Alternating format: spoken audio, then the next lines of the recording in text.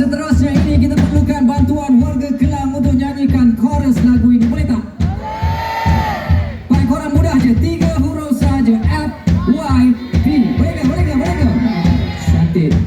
Untuk mereka-mereka yang biasa datang show live drama band, diorang dah tahu dah nak buat apa. Kita tunjukkan dulu kepada mungkin kawan-kawan lain yang tak pernah dengar lagu ini. Kita cuba soundcheck dulu, boleh guys? Melodinya berbunyi begini. Tebal muka bagi kita kisah, asalkan kita dapat masuk. Hamba lensa itu kerja kita, asalkan kita dapat masuk. Masa tu melodi dia. Boleh ke? Boleh ke? Boleh ke? Dapat tak? Dapat tak? Semua dapat Cantik. Kita ada misi. Misi kita adalah untuk kita kalahkan bunyi speaker dekat atas ni. Boleh ke warga Kelang? Saya yakin kita semua boleh.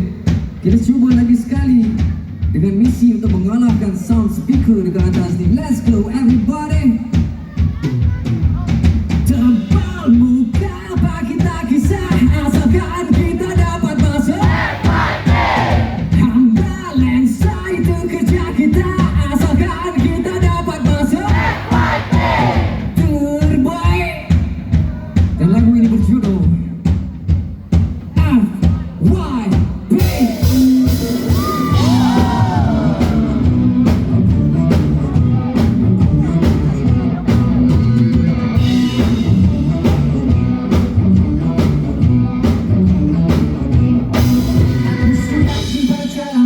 Cara paling mudah buat duit. Kita belajar tinggi-tinggi sampai habis duit. Kita mendapat berbagi. Kita bikin banyak kali sampai kena kecanggih. Ready semua. Tebal muka bagi kita kisah, asalkan kita dapat masuk.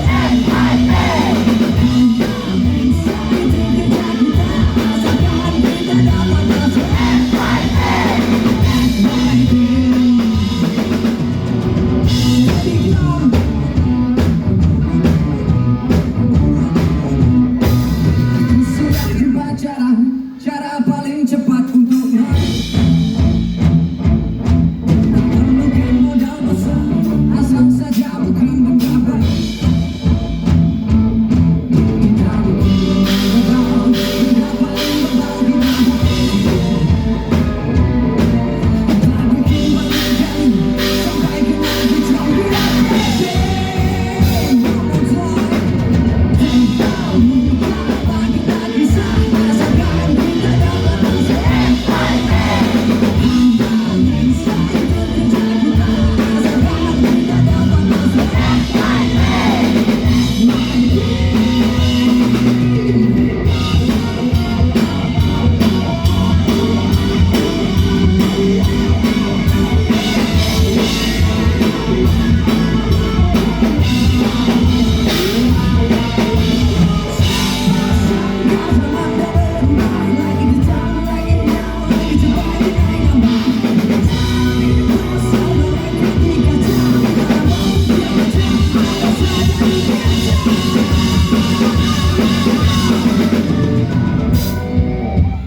Guys, kalau kita nak buat video TikTok dengan korang semua malam ni, boleh ke? Cantik.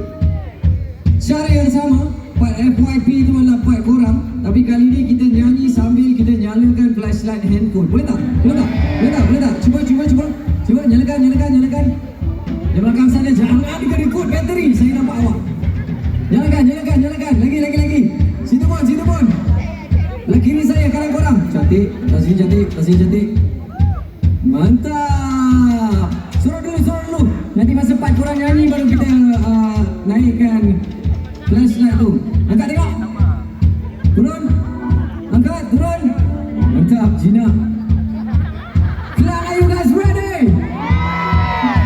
Yang paling kuat sekali kita kena kalahkan bunyi speaker.